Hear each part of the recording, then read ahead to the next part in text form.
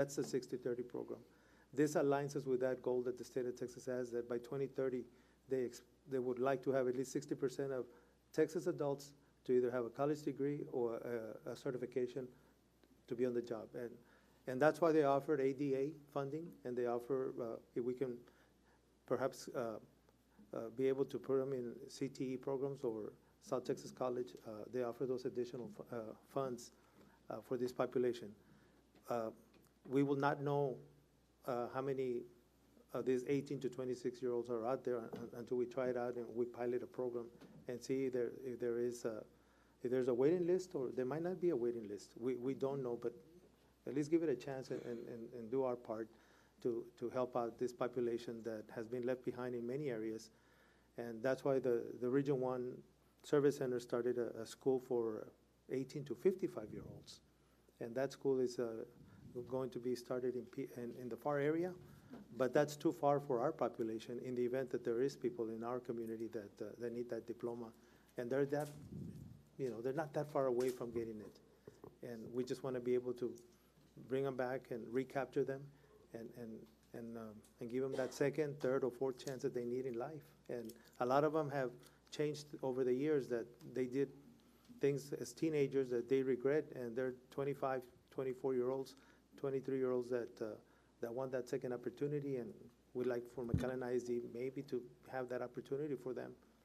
And we'll find out how many are out there once we can roll it out, try it out, and see how that goes, and see how many are interested in enrolling. And then we'll go from there. But let's give it a try, and let's see what's out there for that age group in our community, in our district, that we can help. Thank you. So, no, you go. Well, Okay. I don't know, this is just out of the Microphone. Oh, excuse me. Like partnering with city, either programs, like I'm just thinking of facilities via Boys and Girls Club or something, just like other spaces that maybe if Lamar's not quite ready, that we could, and is Crockett totally out of the question? So can I just, before you go on? Yeah. So at Precinct 2, and I work for Hidalgo County Precinct 2 as Commissioner Cantu's Programs Director, and we offer ESL, GED, citizenship, and then once we get them through GED, we move them through to STC, whether it's a CTE program or not. It's all free to the community. All the community centers across Hidalgo County offer it. So recruitment is going to be a task. But I love the fact that we would offer it in a school setting. So Lizzie is right. Community centers already have space for that. So maybe we want to partner with them. STC or Yeah. something. Okay, we'll look into other options, but we'd like to see, first of all, we'd like to see how many are interested, and then go from there. So they're interested, like I have a waiting list. We just graduated 14, 15 brand new citizens, and they're moving right into the ESL. As soon as they're done with ESL, they move into the GED. Some of them are more advanced than others, and so some of them will be transient. They'll come in, they just need a refresher, they'll take their GED and they'll move forward. So it may not always be 50. You may have more, you may have less, but the need is there. We have a wait list because it's there. Yeah, I think our intent is to 50 students and see how that goes. Trustee Reyla. So I was noticing that the initial presentation that we were sent had a different amount and less teachers. So it had only 2 teachers at 65,000, the same amount of anticipated students or goal of students. So how did we come to, or what was the thought process and how many teachers we need for the 50? Well, originally when we were putting the presentation together, we were looking at a half-day ADA. And then about an hour ago, we got clarification from Region 1 that we can receive full-day ADA. So that changed the amount of money we can work with. And so that's why, and then also another thing is that we do have a posting for the 2 teachers, but when you look for multiple certifications in an educator, it's hard to really get a teacher that is certified in math and science, which that would be ideal. And the reason that we didn't want to go with 4 teachers right away is because we don't know we were going to get the 50 students or not, right? So we wanted to start with 2 teachers and then see if there was the need, and then move it to more. Because actually, Dr. Gutierrez and us, we were discussing that, let's see if we can at least get 10 students, right? And so if for you to hire 4 teachers for 10 students, well, it's not efficient, right? And so, but when we calculate 50 students, even though they come half day, we get a full ADA from them, then we're looking at a bigger amount of money. And so, looking also at the challenges that we've had on attracting multiple certification teachers, we went ahead and expanded to 4 teachers and believe that we will get the 50 students or more. I guess with 50 students, what is the number of teachers you need, or we just don't know that yet? Well, the thing is about the 4 teachers is that you want them to be at least certified in the core, right? So you want an English, a math, a science, and a social studies teacher. And then the electives can, depending on the need, they can always come from the evidence-based credit recovery program. And for that, you don't need a certified teacher in that particular subject. But if you're going to be preparing a student to take a state assessment, you want a certified teacher to be teaching the reading or the writing, right? And so that's why we're looking at 4 teachers, at least in the core area. Just one additional clarification. So I assume that our staffing structures are driven by a student enrollment at a particular location. And so for the questions and the staff positions that Trustee De La Garza Lopez shared, those are a function of the number of students that are currently attending that physical location in 2 programs. I am then inferring that if we are adding 50 additional students at that, it wouldn't cross a threshold to convert, let's say, an LVN to an RN, or a part-time social worker to a full-time social worker. Is there yet clarity on the number of students that would enroll in this program that would actually convert some of those positions to full-time? And if not, that might be helpful for us to see. Right. And then the second assumption I want to test is I'm hearing the number 50. If there are 150 applications and they're all qualified, am I fair to assume that we are going to cap enrollment for the pilot year at 50, or do we take them all? We'll work at 50. Okay. Because we want to see, because this population comes with so many different needs. Some of them may need assessments only, some of them need credits only, some of them need a combination of both. Some of them can only come in like maybe half a day or in the morning, some in the afternoon. It's a very, the needs are so different. Absolutely. Because of it all depends where they left off. Yeah. And So capped at 50. We're trying at 50 because they're going to come in with so many different needs. And we'll add up to 4 if the need arises that we need 4 because of 50 students. We'll start off with 2 teachers and see how many are interested in enrolling. Now, again, we're trying to serve our former McAllen ISD students who did not finish, and we want them to finish and see what the interest is out there, and if there's that population in our community. Thank you. Okay, well, this was for information purposes only. Is there any further discussion? I just want to say that we would bring reports to the board regularly on this program, so that we can give you updates of if it does take off and it does have a group of interest. We'll bring you reports regularly to keep you informed. Okay, thank you. Item 6A2, report regarding the advanced placement and the IB and dual enrollment programs. Dr. Gutierrez.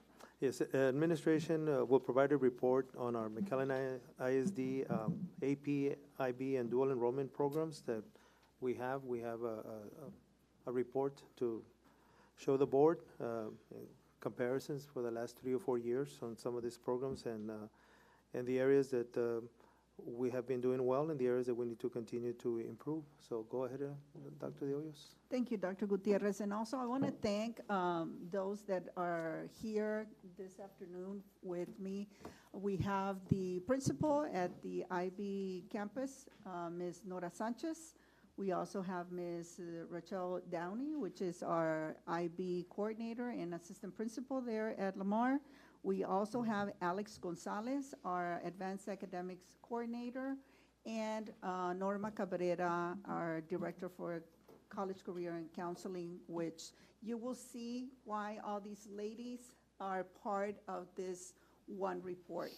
Each one of them assist and lead the efforts that make this report successful, or the results of our students successful. So I am going to start with the results for advanced placement testing and passing scores earned, and that this is primarily led by the Advanced Academics Department, and that's why Ms. Alex Gonzalez is here, and also will serve as, help me answer any questions that you might have. So I'm just gonna take you through the charts here. You have data from 2021 all the way to last year, 24-25. And as you can see there on the second column, on the first chart, you have the number of advanced placement courses, and you see an increase. That has always been an effort to continue to offer as many courses that we can to our students, and we're constantly focusing on student outcomes, so that is the goal. And as you increase courses, you increase the number of students that enrolled in these courses and the number of exams that are taken. So then I will take you now to the fourth column there. As you can see, the increase from 2021 with 3,848 exams taken to last year, 4,589 exams taken. We also have in the next column the number of advanced placement capstone diplomas, starting from year 2021 at 8, and now last year we ended with 20 diplomas. Now, those scores that are passing scores, as you may know already, that an advanced placement exam have scores from 1 to 5, and 3, 4, and 5 scores are passing scores, and those are reflected here. Of those 3,884 students that exams that were taken in 2021, 1,265 exams were in the scores 3, 4, and 5, which they were passing. So that yield a 33% passing score in that year. Now, let me move, let's take you to the last row there, 24-25, with 4,589 exams taken, 2,073 exams were passing scores, and that yielded a 45% passing rate.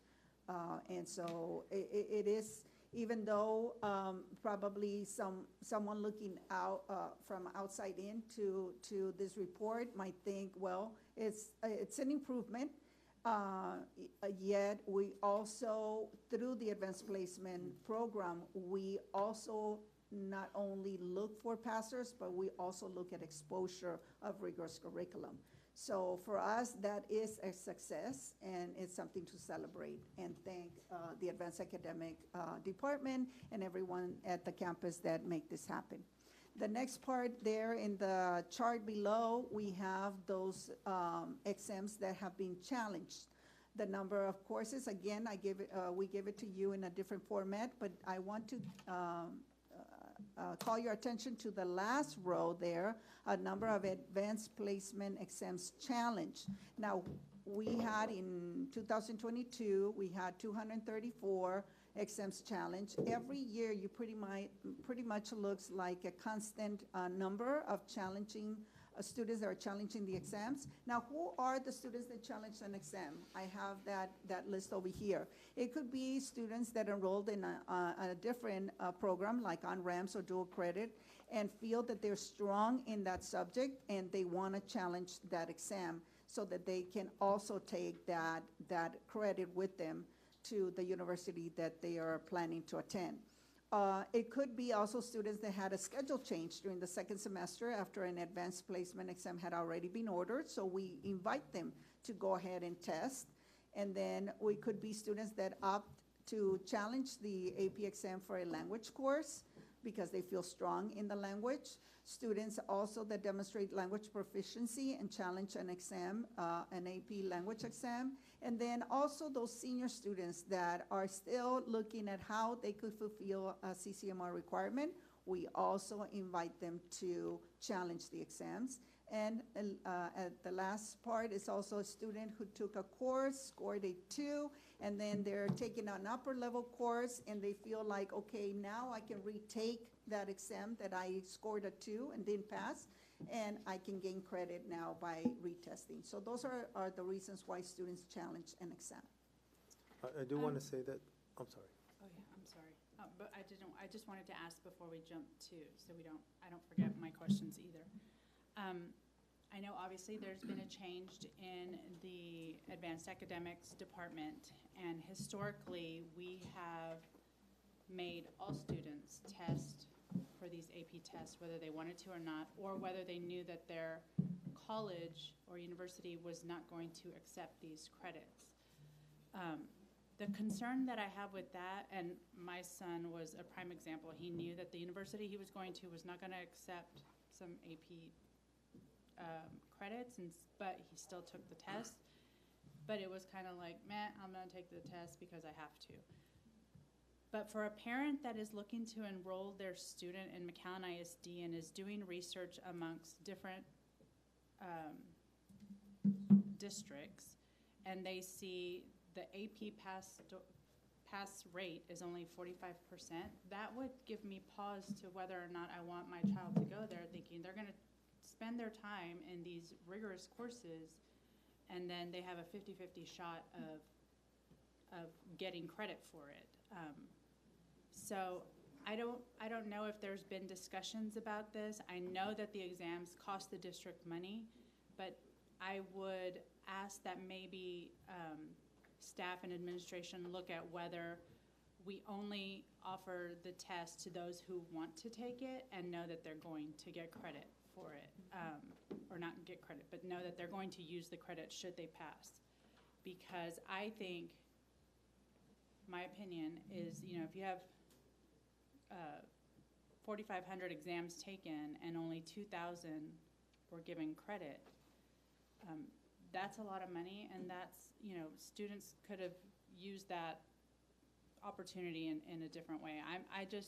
I understand that it's important for kids to test because they spend their college years testing and practicing how to take exams is important, but at what end? So I have concerns about this, and I always have, but I think now is a good time to look back and reflect on this. Yeah. I agree, Trustee De La Garza Lopez. Or another idea is just to, students pay for their exams. If they pass the exam, then we credit them. Could be a potential idea as well. Yeah, I don't have a problem paying for them if they want to take it. I don't want to pay for it if they're going to go in and blow it off because they know that either they weren't ready or their university isn't going to accept the credits anyway. Right. How much, off the top of your head or anyone's head, do we spend in these AP exams? I'm calling Ms. Gonzalez to come in. Over here to the mic. Because I know, I'm calling her because I know that also we are working with a timeline on when to order the exams, and maybe at that time, students don't really know if they have a good chance of passing or not. And so, and then also the amount of how it costs. Go ahead, Ms. Gonzalez. On average, we're spending $285,000 a year. We do have federal programs that does assist with our economically disadvantaged, and so they take on a portion of that expense. But also, when are the exams ordered? Our exams are ordered the first week of November, right? College Board does have a preferred ordering deadline for October, early October, first week, but we do have to order by November, the 10th. Based off your experience, what percentage do you think, if maybe we went this route that trustee Delagorza Lopez is recommending, you know, give them the option, what percentage do you think students would follow this? That would want to take the exam? Right. I think that we would have a very high percentage. Okay. The only ones, there might be just about 3 or 4 subject areas, Mhm. and we've looked at those, you know, in having a concern for taking that exam. Okay. Like how many different tests do we offer? So we offered a total of, There was 31 AP courses. 4,589 assessments. Wow, okay, But that's because they're being, sure. Basically being made to take the test, is what Yeah, she said. and That's any encouraged. student that's enrolled in an AP course them does being made take to it. take the test. when What's they're the in. No, we benefit? did, yes, we can take a look, and, yeah, and we did, like, for our AP dual courses, they are dual and no longer required to, take the exam for like that course. What's the benefit of requiring everyone to take it? Since they're sitting in the class, and they are going through the curriculum, we do encourage them to see where they stand, right? With the course, with the curriculum, see, you know, if they do pass that 3, 4, or 5, and they gain credit, you know, they're able to put it on their transcript, so we recommend for them to take it. I have one more thing. If we somehow were to minimize, that would also make day-to-day for some teachers and staff and even the whole buildings look a little different, right? If not everyone, or how does it work during these AP tests? Like, is the whole school shut down? Is it anything like that? The campus continues to run, we just, we section You off an stagger them? area where the students go Okay. in and test, and we have proctors. The AP teachers cannot proctor their own assessment, so then we have other teachers step in and Okay. proctor those exams. I just know I still hear a lot about how often, how many different tests and benchmarks we have to take. That's another conversation, but. anyway. Conversely, thinking about our success rate on the AP exams, what roadblocks or how can we help to increase our passing percentage if we're going to, you know, commit the money and resources that we have to the AP program in general? I feel like we're at that level of we need to just maybe invest a little bit more to ensure their success. Definitely through our professional learning with our teachers, right, ensuring that they have, you know, the resources available to them, that they know the, you know, the program, the course. Also, you know, we do have student prep sessions on Saturdays, but possibility of maybe increasing those for students that might need, you know, there is a lot of conflicts that do take place over the weekend as well with other programs. And so just really having, you know, the teachers and the students prepared. And may I add to that? I think this might just call for a whole look at, year at a glance, the assessments that we give. Because if we can minimize some benchmarks that are maybe unnecessary and spend more time focusing on these AP, that would help a lot of students and it would help staff as well. So. Trustee Karim. I think I have an orientation more similar to Trustee Jalado, which is, my question is, how do we get more students taking AP exams to see higher rates of success? And the clarification that I would just offer is a 45% passing rate with a student population in our district that is above 70% economically disadvantaged is something we should be shouting from the rooftops and celebrating. I just pulled up a TAPER report from another district in another part of the state that has a 20% economically disadvantaged rate, and the past 2 years of publicly available data for that school district has a 41.7 and a 53.1% passing rate on AP and IB exams. And so the fact that we are within striking distance with 3 times as many more economically disadvantaged students tells me that something is going right, and we should be striving to grow this program and get more of our students passing this exam. Now, whether or not they must take the exam because they know they're going to a college or university that's not going to accept it, you know, I think we should give parents as much choice as possible within our system. But this is not something I think that we should be afraid to put on a bumper sticker, a banner, and a marquee. It might take some education for our community to understand that 45% in this context is worth shouting from the rooftops, but great work.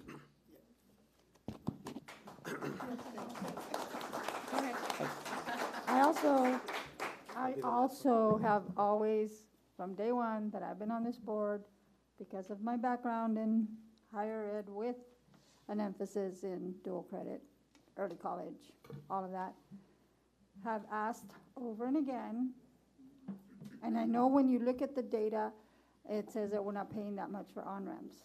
On-ramps has an out for every student that takes on-ramps courses. It's not fair to the AP students, and it's not fair to the dual credit course students. They have to take a test at the end or somewhere in between. AP is extremely difficult. It is a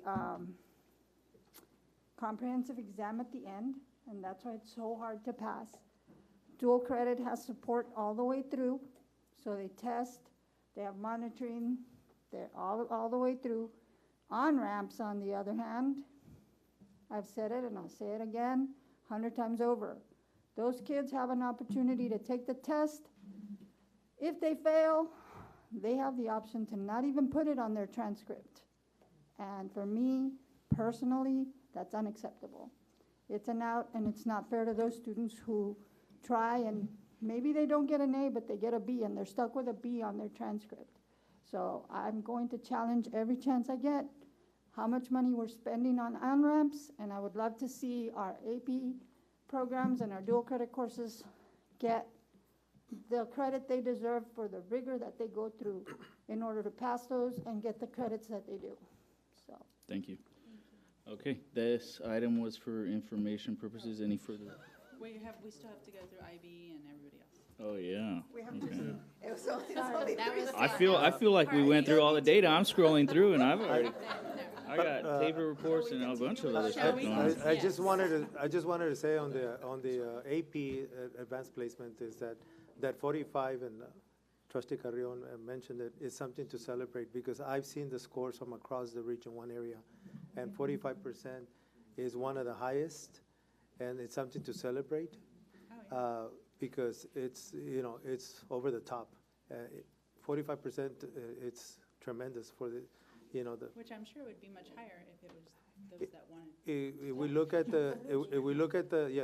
at the criteria as to who should test and kids that are in the AP classes, as well as those that want to take it versus just a blanket of giving it to everyone, absolutely we'll have better rates, because then we would give it to that population that has prepared for the test, that wants to take the test, instead of just signing up students that may not want to take it, and then they're not serious about it, and it impacts our overall rating. But 45% is something to celebrate.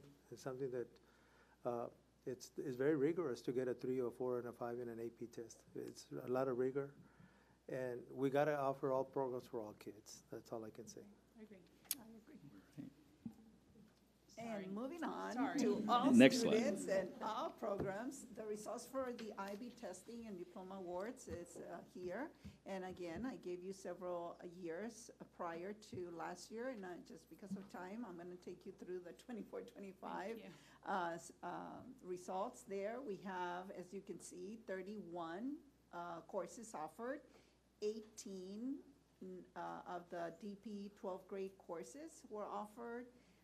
55 candidates, and those candidates, we took 441 IB exams in May, and the 80% score a 4 through 7. And just like a advanced placement, they have a score from 1 to 5. IB has a score from 1 to 7. And so that is what we are seeing. 27 received the bilingual diploma, and 47 received the IB diploma in total. If we look at the other chart underneath, you can see through the years where we compare to the world average, the world schools average. And so in 24-25, our Lamar Academy students score average is 4.52, very close to the world average, 4.89. Looking at the diploma attainment rate, 86, above the world diploma attainment rate at 81. So since 2003 to 2025, we've been able to award 1,119 IB diplomas, and that is a 92% attainment rate. And I want to thank the IB staff and also the Advanced Academics Department staff that have made this possible. If there aren't any questions, we can go on to dual. I do You do have a appreciate question? the Sure. context comparing ours to the world average, just for future. And I think I need to do that for advanced all of placement. Yeah, that would be great. Thank you, Trustee Carrion, for bringing that, but that's what we need to do.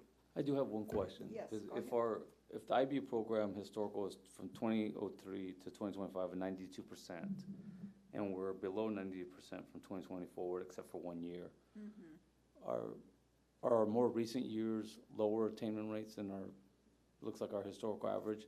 Is that due to like a COVID hangover, or is there anything concerning that we need to be looking at there? This graduating class was the kids that went back their freshman year for, I mean, we're all our graduates were our COVID This is kids. Ms. Downey. Everyone. You see that drop when you look at the past. If we go back all the way to the data, we had several years where it was 100% and in the 90%. Yes, this is definitely part of the pandemic, but also part of the trend was for a time, the students starting with the class of 2019, we had open admissions. There was no rubric, there was no guidelines about the expectations. A lot of students came into the program not realizing those expectations of what it entails for IB, because everything they take has to be under that IB curriculum to be a candidate, whereas an AB student can select AB courses and pick and choose. When that open happened, that's when we saw that first year drop in 2019. As we started to move in the right direction with the class of 2020, pandemic hit, they didn't even have the opportunity to take their IB exams to show what they could do. And then we went back to our stricter admissions practices and making sure families were informed and they understood the rigor of the program before joining the program. That started with the class of, I want to say it was 2023.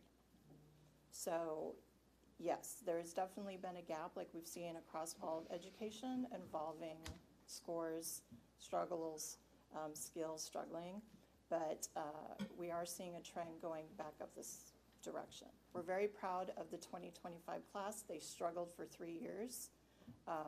And the fact that they got it to the 86 and went above the world average is amazing for them and how much they struggled.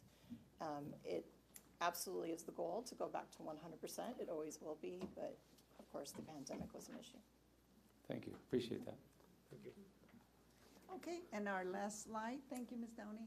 Our last slide is on dual enrollment, and this is mostly led by our Director for Guidance and Counseling and also Advanced Academics, and you'll see the dynamics in a minute.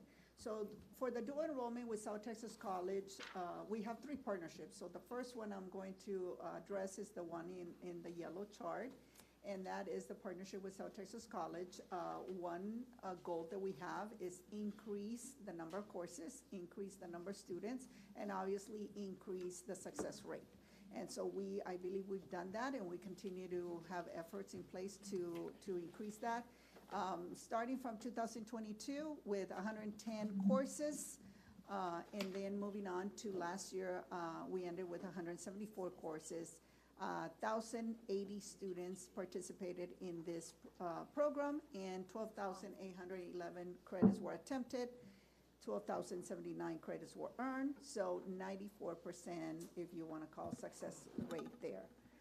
Now moving on to the chart in orange is the dual enrollment with UTRGV, and you can see the big increase in the number of credits and the number of students that went from 2023 to 2024 last year.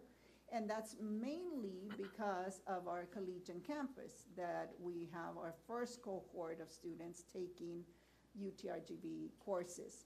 And we're very proud that even though we increased more than tripled the number of students, and the number of credits was increased for more than almost close to 2,000 credits, we still maintain a 94% passing rate. So that's a very good indication that the program is strong, and that those students are benefiting from these dual enrollment options.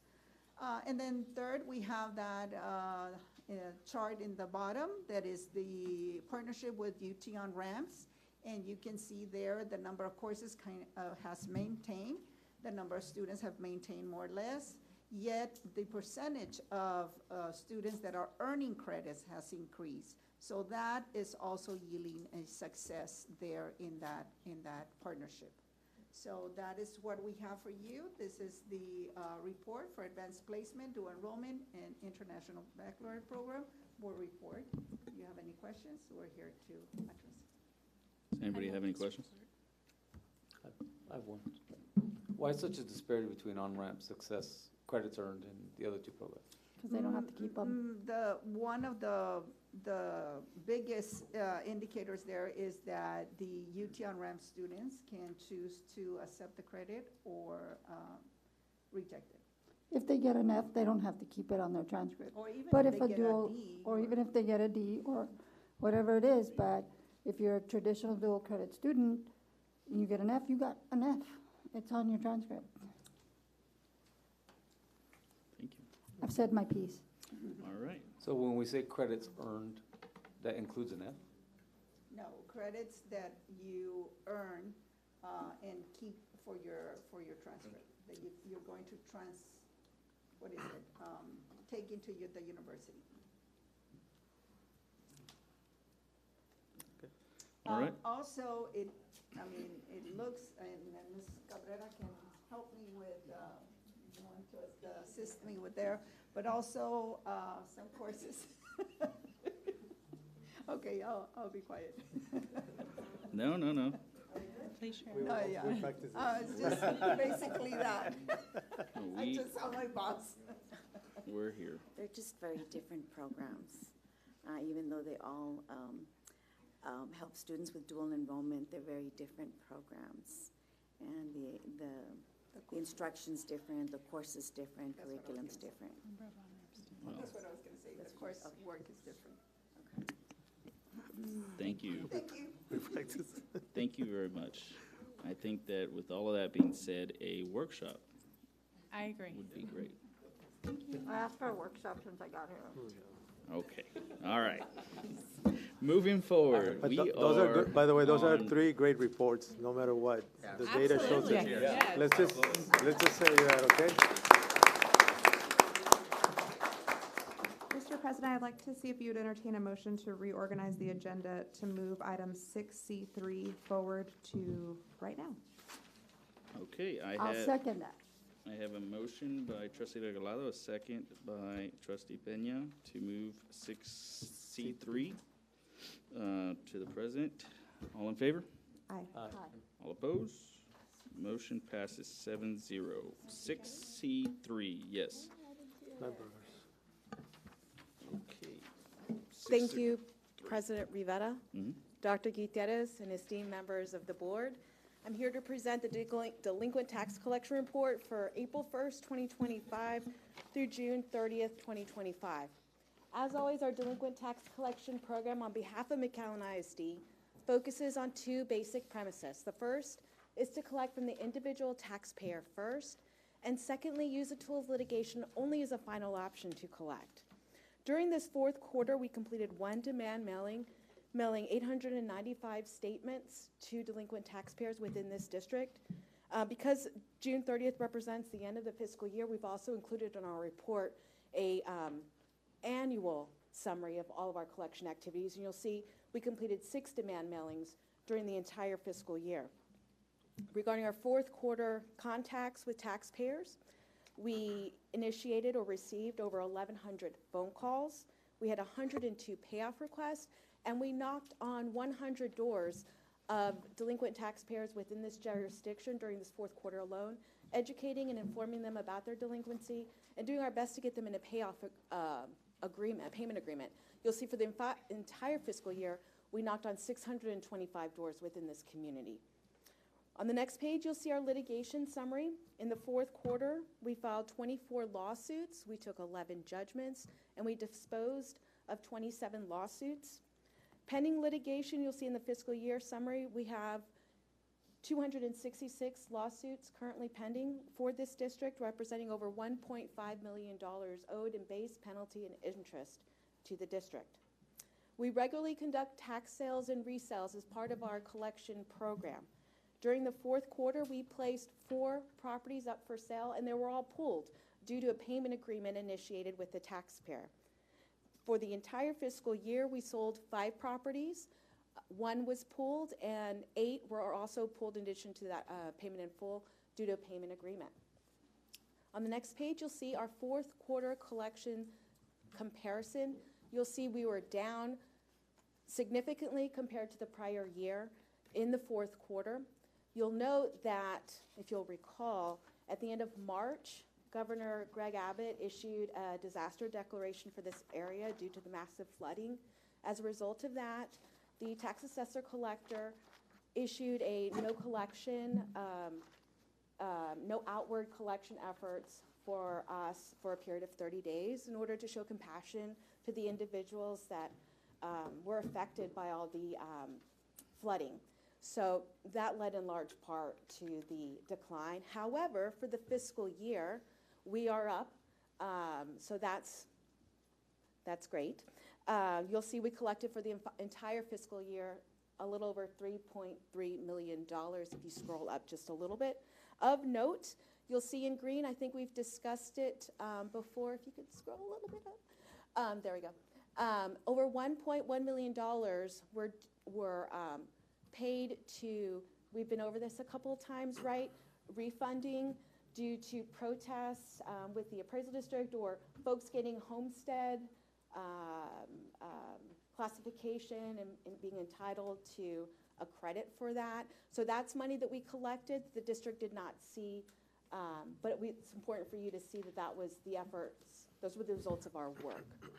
So we're pleased with the fiscal year-end collections for the district. Looking forward to the future, we will continue our lawsuit activity, working closely with the taxpayers, and I'd be happy to answer any questions that you might have. Thank you. Well, thank you so much. Have a great evening. Thank you. Thank you. Okay, we are going back to our regularly scheduled program here. 6B1, discussion and possible action on the 2025-26 Texas Teacher Evaluation and Support System. Yes, the McAllen ISD Board of Trustees annually approves the appraisal calendar specifying the time frame in which teacher appraisals must occur. This is a requirement that has to go to the board. Dr. Albert Canales, Chief Human Resources Officer, will answer any questions or share any information, and we are recommending action on this item. Okay. Any discussion from the board? I move to approve. I have a motion to approve by Trustee Peña, I'll second. second by Trustee Carrion. All in favor? Aye. All opposed? Motion passes 7-0. All right, 6B2, discussion and possible action on the 2025-26 list of certified Texas teacher evaluation support appraisers. This is also another requirement that needs board approval. McAllen ISD Board of Trustees approves the annual list of certified teacher appraisers.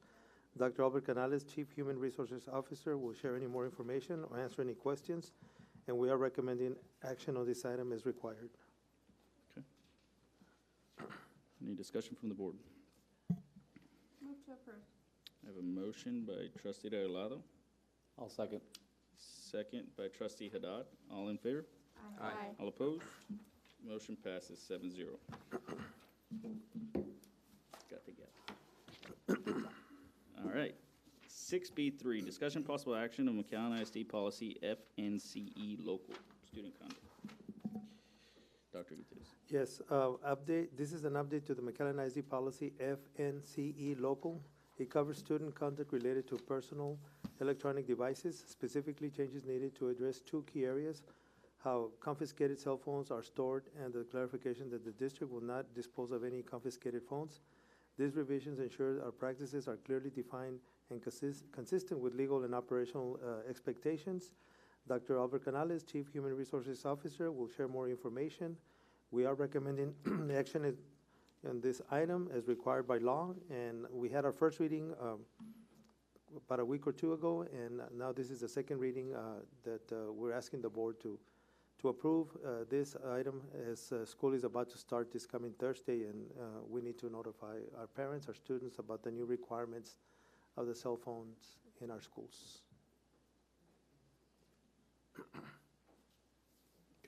Board, second reading.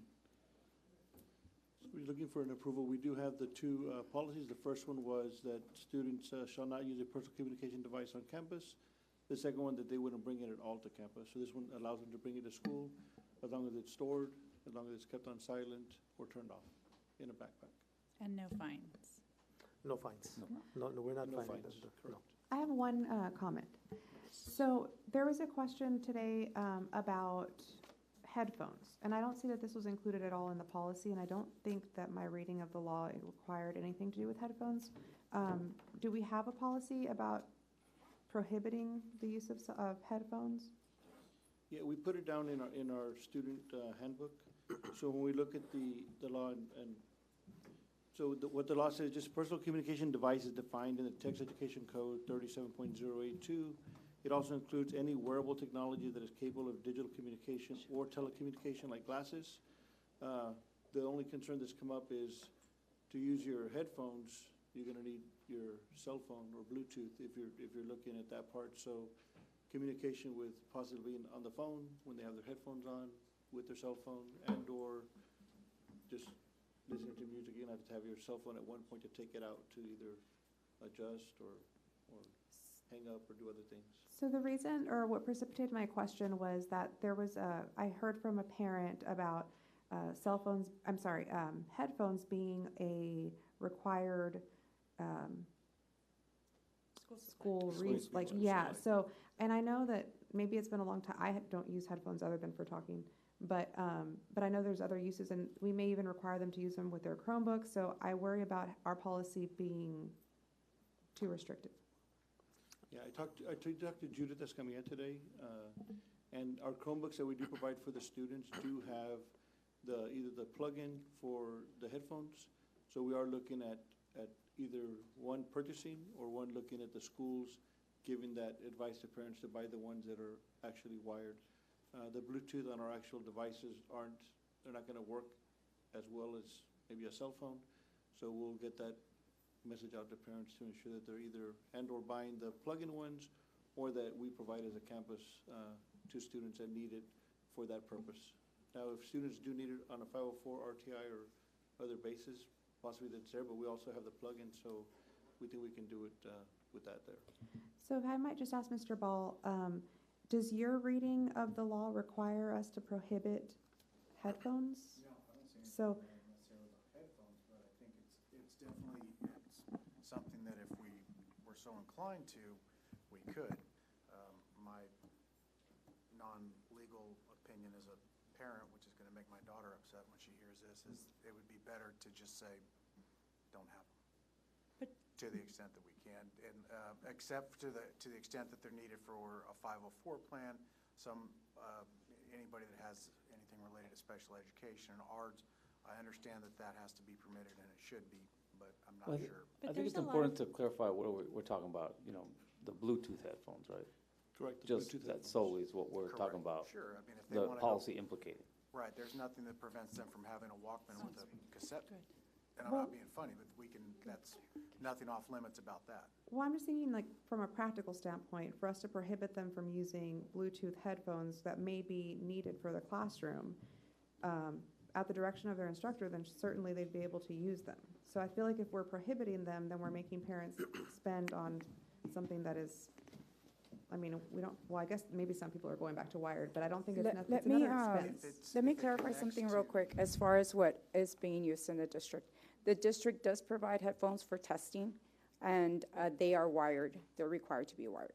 We do not allow Bluetooth, because then if you open Bluetooth, then you can connect to other Chromebooks by accident or things like that. So if you do allow headphones, it would have to be wired, USB or the jack, the 3.5 jack. I will echo what Trustee Regalado said, because I did receive phone calls from parents as well asking why that was on their list and not the plug-in headphones, how it has been in the past, especially Yes. elementary students that we've heard from, so, Yes, and the campuses typically buy wired, and they provide them for their students. okay. Yes, like if they want to listen to a book, an ebook, or things like that, but they're always wired. We do not allow the Bluetooth. My son's seventh grade said earphones that fit Chromebooks, so, I mean, that was. Yeah. But going back to earphones for only 504, I mean, there's other classes, I know even at the high school level, where they're required to watch instructional videos, or just curriculum videos. So I would think that there would be necessary as long as they can plug into their Chromebooks. And what the law says too, there's a part that says that we must utilize every effort, if it's our Chromebook, to have the students use our devices for any kind of communication at all would be Right. based on our device. And I want to clarify what Ms. Escamilla said, so, because, one option would be to allow it during instruction time, but what you're saying is that our Chromebooks won't connect Bluetooth We to earphones. currently have it off because you could accidentally connect to another Chromebook, so we leave Bluetooth off. So there'd be It's no secure. reason to allow students to have, Bluetooth earphones. Correct. Correct. Correct. Unless they're going to use it after instructional time. Right, I Even- mean, Right, as they long have to have as it they can stored. store it. When Mr. Martinez and I looked at different policies, like on the, and when we finished the meeting last time, that next morning, we had a TA guideline to come up with some different policies. And on every one of those policies, at least 3 out of the 5, right, Jesse? I think it has where they put it in a pouch, including their wireless headphones. So they wouldn't be able to use, or, hold it in their ear and hide it and. Those are called Faraday bags, or like quasi Faraday bags, so you don't have any communication come through the device. So it kind of leaves it, no communication gets through. And did you say we do provide, like on day one, are we gonna have enough headphones for every student that may need it for instructional purposes? Typically, the campuses are the ones that have that ability to buy for every student. I know they have that initiative for like their classrooms, or they do class sets, and they have like their little names for the students in their classroom, but not for them to like keep. Correct. Yes. We've been using them for several years, the headphones. Oh, yeah, that we've are been using, correct. Wired connected to our Yes. Chromebooks. Just to clarify, Dr. Canales, when you say in the backpack, it's off, like power off or silent? It says powered off or on silent. So It it's has either. both, or silent. It says powered off or on silent, Okay. not on vibration mode. All right. I move to approve. Well, we have two options. This is the first. The first option is, I move to approve this option. This one was to go into we decided to go into the backpack. The option, but there's two policies in our packet, right? The So first move to option approve is the option where use- students can bring You in. prohibit use, second is prohibit possession. Oh, I thought you were presenting, There's two different Allowing. ones that we did. So the first one we're doing is that they can bring it to school property. They just have to have it stored okay. in their backpack. The second one is they can't bring it at all on school property. So those are the two major but differences. but on we, those. we selected that they could bring it and keep it in the Correct. backpack. So that would be this option number 1. This is If what everybody, So, This is what we I amend my recommended. motion trustee to Delegado, This is what we so recommended. move to approve move option to one. approve option 1, which is allowing them to Allowing bring students to possession. bring their devices, be put away on powered off or on silent, I second. with wired All headphones. right, I have a second by trustee Haddad. All in favor? Aye. All opposed? Motion passes 7-0. If you are a parent who bought Bluetooth headphones, I hope you have your receipt so you can return them for some that have the plug-in, because it's unfortunate. 6B4, discussion and possible action of 2526 Student Code of Conduct. Yes, as per chapter 37.001 of the Texas Education Code, the Board of Trustees shall adopt a student code of conduct for the district. The code of conduct must be posted and prominently displayed at each campus. Dr. Canales, Chief Human Resources Officer, will share more information. We are recommending action on this item. Go ahead. so here's the student code of conduct. The first time we did bring it over, the stuff that is in red is what was added here.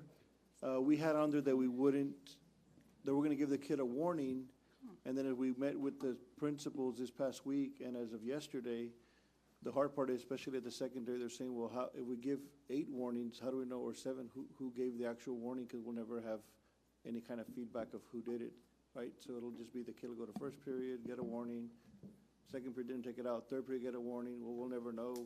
So we wanted to amend this one, the first offense, to say the device will be confiscated, student will be issued a warning, so they'll still get the warning, but we'll have the device, right? That way we know that we've taken it up already once.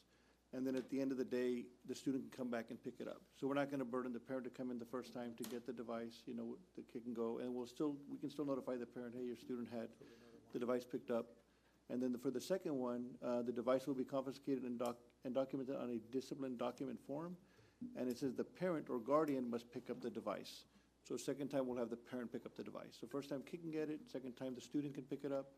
And then the rest of them stayed the same, except for the last part, we had the principal to meet with the campus principal to pick up the device. We put on there a campus administrator, because we don't know, like, what if it's a principal only, and then they have 50 devices to give out, or 20, we don't know yet. So we thought we'd leave it like that to be better that they can pick it up from any admin on the campus. Or designee, right? Or designee, correct.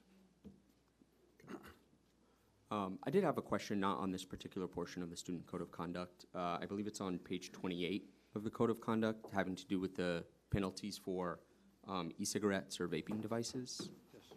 So my understanding is that in the 2023 legislative session, there was a bill passed that required a mandatory placement in an alternative education program for possession of a e-cigarette or vaping device on a school campus. But that bill was revised. There was a cleanup, essentially, in 2025, which allows for discretionary placement in an alternative education setting.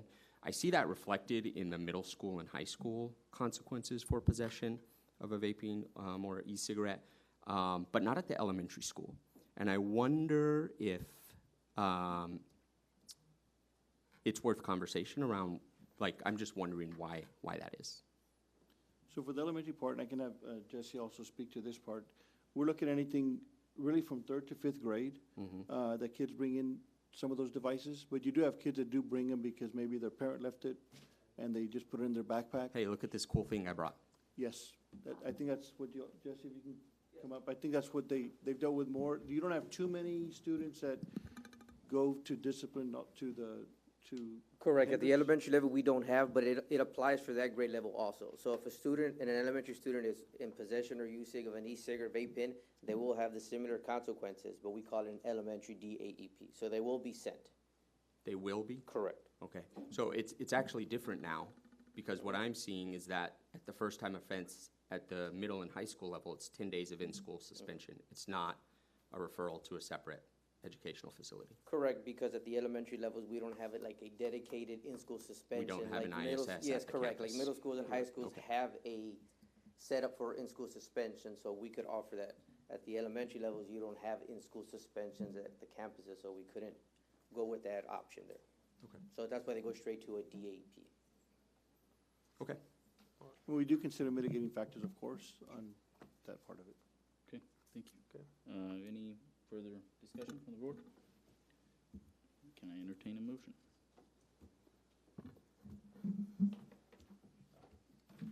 Move to approve. I have a motion Second. and a second by trustee La Garza. All in favor? Aye. All opposed? Motion passes 7-0. Okay, 6C1, report regarding 2025 anticipated collection rate and 2024 excess debt, tax collections. Dr. Gutierrez. The district must consider anticipated collections in calculating the debt component of its rollback tax rate, now titled the voter-approved tax rate. Ms. Lorena Garcia, Deputy Superintendent for Business and Operations, will have more information on this. This item is for information purposes only. Go ahead, Ms. Garcia. Good evening. The 2025 anticipated collection rate and the 2024 excess debt tax collection have been projected by Hidalgo County at 100% collection. Thank you. 6B3, discussion and possible action on McAllen ISD, oh no. 6C2, report regarding taxes collected for April through June 2025. Dr. Gutierrez. Ms. Lorena Garcia, our Deputy Superintendent for Business and Operations, will report on the taxes collected by the Hidalgo County Tax Office on behalf of McAllen ISD for the quarter of April through June of 2025. Go ahead. Yes, the April through June 2025 tax collection reports are attached in your board agendas. The amount that was collected is 1.7 million. In April, we had local maintenance of 578,000 and 107,000 in debt service collection. In May, we had a collection of $488,185 and a debt service of $90,875. In June, we had a collection of $399,507 and a debt service collection of $72,297. Overall, we are trending. We ended the year a little bit higher than the prior year in current collections, and as reported earlier with our delinquent tax attorney, we were a little bit behind, but on the quarter, on the delinquent tax collection. Thank you. And this is an information item only. Okay, any questions? Moving forward, 6C4, report regarding facilities needs assessment. Yes, Ms. Lorena Garcia, our Deputy Superintendent for Business and Operation, is presenting an update on the committee's walkthrough findings, which are still happening, and any recommendations and the process that is used to reach them, ensuring transparency and community engagement in facility planning decisions. And we'll just have this is an information purposes item only, and it's a brief, just a briefing on to the board as to where we are with the Facilities Forecast Committee. Go ahead. Yes, and this is a visual that shows you where the phases that we've already completed through this process, and we're currently entering the community input phase.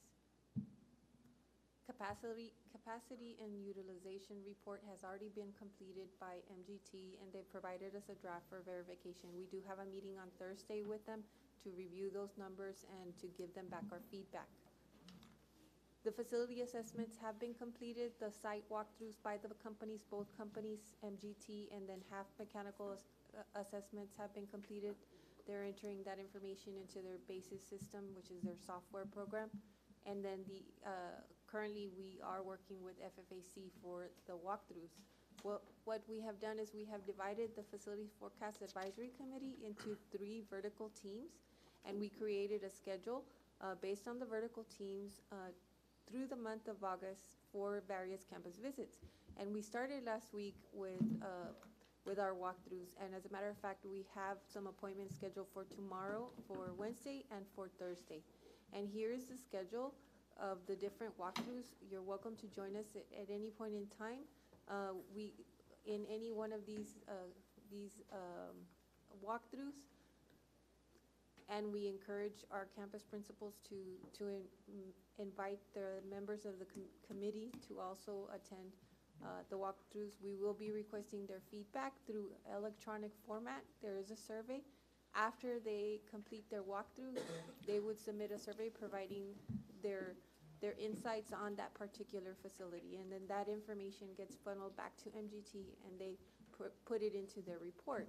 Now, as far as community engagement is concerned, we will be hosting a town hall meeting where we invite the community of McAllen ISD, the City of McAllen, our partners, for September 11, 2025. MGT will be spearheading that meeting. They will be here on site, and they will review the information that they have with the community, and also will provide another mechanism for collecting feedback from the community at large. So these are the dates that are coming up. October 1st, they will provide us with a report, draft report, and then we are hoping to bring October 7th, the final report presentation. These dates have changed since initially, because remember, we were on a fast track, and then we've gone back to the original timeline as prior to the changes that we were contemplating on the legislature. Questions? This is an information item only, still ongoing, and will continue to be ongoing for the next several months, and keep the board informed as we move along with this report. I just have one comment. It was mentioned at the last facilities committee meeting regarding checking with the campus principals since it's being so close to the school start date and teachers still setting up. Campus is getting ready to get kids in the next morning. Just want to make sure that these dates are still working for every campus and if that due diligence was done. The difficulty is that we have to, complete this before the month of September. And we did schedule them at night because that's when the community is available. If we would have scheduled them during the day, we might not be able to get any participants. No, I understand that, but, I mean, even now, even during the school year, you have teachers that are working past 6 o'clock, 7 o'clock, many of them. On the weekends, you have people that are going to the campuses and stuff, and especially at the beginning of the school year. So I was just wondering if we've cleared that. I did work with Ms. Nino and Dr. De Hoyos as far as those dates to make sure that we didn't book them on a day that was already taken by other activities on that night. So those nights are technically free nights on the calendar. Thank you. Okay. Moving forward, 6C5, report regarding interlocal cooperative agreement number 2020-002, Texas Association of School Board Purchasing Co-op by Board. Dr. Gutierrez. Administration is required to report fees, including management fees paid for purchases by or to the district through this cooperative agreement in accordance with TEC Chapter 44, Section 44.0331. Ms. Laura Williams, Director of Purchasing Services, will provide this report, and this is for information purposes only. Ms. Williams, go ahead. Good evening, Dr. Gutierrez and Board of Trustees. For the time period of September 1st, 2023 through August 31st, 2024, district-wide purchases through the Cooperative Buy Board totaled approximately $5.6 million, and through the use of that cooperative, we had rebates back to the district in the amount of $46,823.33. We did have to pay an administrative fee assessed due to a vehicle purchase in the amount of $800. So, any questions? Okay. This item was for information. Okay, moving on. We are on, thank you. We are on 6C6, discussion and possible action of a resolution authorizing designated district officials to open and maintain bank accounts with Lone Star National Bank. Dr. Gutierrez. The McAllen Independent School District is transitioning its depository services to Lone Star National Bank. This resolution formally authorizes designated officials to open and maintain checking, savings, and other required accounts on behalf of the district. This action is required to ensure proper financial administration and alignment with state law and board policy. Ms. Lorena Garcia, Deputy Superintendent for Business and Operations, is available to answer any questions. We are recommending action on this item as required under this depository contract. Mr. Chair, I need to recuse myself from this item. Okay, we are noting trustee that Garza Lopez is recusing herself. Mr. President, I will also recuse myself. Trustee Haddad is recusing. Mr. President, I move to approve. I have a motion to approve by trustee Peña. Second. I have a second by trustee Aguilado. All in favor? Aye. All opposed? Motion passes 5-0 with 2 abstentions. I will also be recusing myself from the next item. Okay. And 6C7, discussion and possible action of a resolution authorizing designated district officials as signatories on bank accounts with Lone Star National Bank. Mr. President, I will also recuse myself on this item. Noted. Mr. President, I move to approve. Okay. Second. I have a motion by trustee Peña and a second by trustee Aguilado. All in favor? Aye. All opposed? Motion passes 5-0 with 2 abstentions. Okay. Discussion and possible action on the resolution of the board regarding review of the investment policy CDA local. Dr. Gutierrez. The Public Funds Investment Act, Texas Government Code, Chapter 2256.005 requires each local government entity to have a written investment policy. An annual review of the district's investment policy and strategy must be documented by formal action by the Board of Trustees. This action would also record any changes made to either the policy or strategies. We are recommending as an administration action on this item. Okay.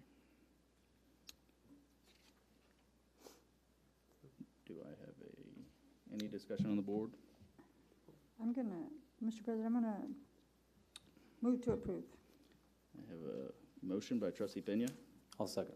a second by trustee Haddad. All in favor? Aye. All opposed? Motion passes 7-0. 6C9, discussion and possible action on the resolution adopting authorized broker-dealer list. Dr. Gutierrez.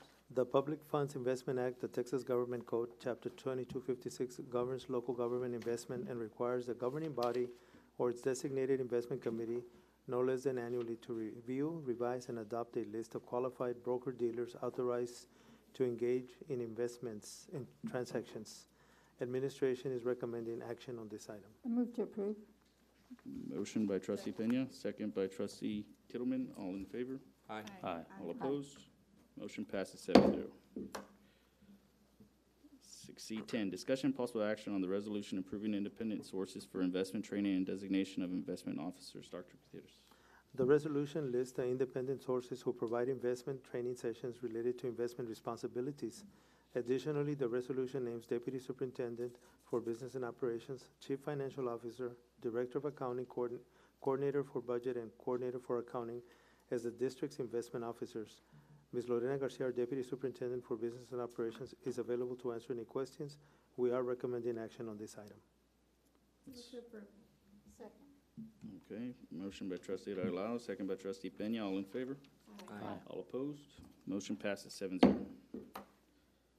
Okay, 6D, Board of Trustee items. 6D1, approval of Board of Education meeting minutes for June 24th, July 30th, and July 31st. We're recommending action on this item. What say you, Board? I have on the June 24th minutes, there seems to be confusion on the public comments. Let me see. There's I believe those comments were made at a different meeting.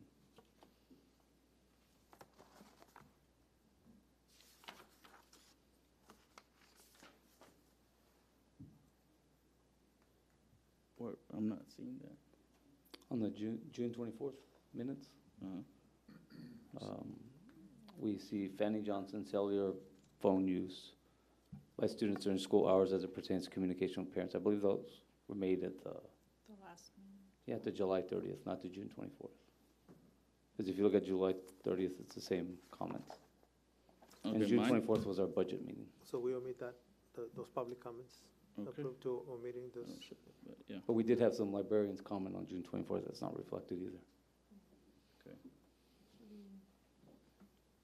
I think we can approve it, With the changes, with the changes that, trustee Haddad has, indicated. I think, I'll can we do that, John? Yes. I'll amend my motion to approve as, with the corrections by trustee Haddad. All right. I'll second. I have a motion by trustee Regalado and a second by trustee Haddad. All in favor? Aye. Aye. All opposed? Motion passes 7-0 with those changes. Good catch. I didn't see that. 62, discussion and possible action of travel for Board of Trustees. No, administration is recommending action on this item as well. All right. I move to approve. I have a motion by trustee Pena I'll second. and a second by trustee Haddad. All in favor? Aye. Aye. All opposed? Motion passes 7-0. Item number 7, recess to closed session. At this time, the Board of Trustees will go into closed session to discuss the following: report regarding superintendent authority to hire professional staff from June 24th to August 11th, human resource recommendations, discussion of human resource employee resignations, discussion of human resource employee resignations and retirees, discussion of recommendation for principal at McAllen Memorial High School, and pending and/or potential litigation, possible real estate. It's 7:08, we are in executive session.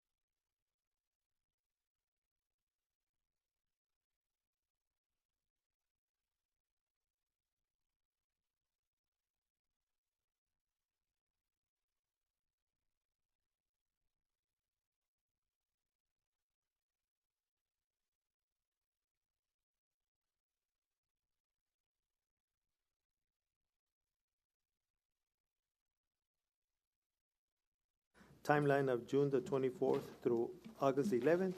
A list was provided to the board in closed session, and this is for information purposes only. Thank you. 9B, discussion and possible action of Human Resources recommendation for school year 2025-26. Human Resources submitted a list of recommendations for the 2025-2026 school year under a separate cover for discussion during closed session. The administration is recommending action on this item. Move to approve. Second. I have a motion by trustee Regalado, a second by trustee De La Garza. All in favor? Aye. All opposed? Motion passes 7-0. All right. 9C, discussion of Human Resources employee resignations and retirees for school year 2024-25. Human Resources submitted a list of resignations and retirees for the 24-25 school year under a separate cover for discussion during closed session. This item is for information purposes only. Thank you. 9D, discussion of Human Resources employee resignations and retirees for school year 2025-26. Human Resources submitted a list of resignations and retirees for the 2025-2026 school year under a separate cover during closed session, and this is also for information purposes only. Thank you. 9E, discussion and possible action of recommendation for principal at McAllen Memorial High School for 2025-26. Administration recommends the approval of Mr. Ramiro Castillo for the principal at McAllen Memorial High School, and administration is recommending action on this item. Move to approve. Second. I have a motion by trustee Regalado and a second by trustee De La Garza Lopez. All in favor? Aye. All opposed? Motion passes 7-0 unanimous. Congratulations, Mr. Castillo.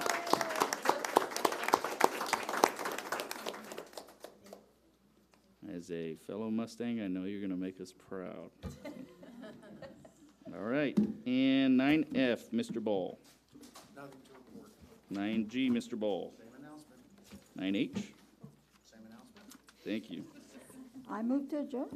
I have a motion to adjourn by Ms. Peña, trustee Peña, second by Ms. trustee De La Garza Lopez. All in favor? Aye. All opposed? Motion passes 7-0. Good night, everybody.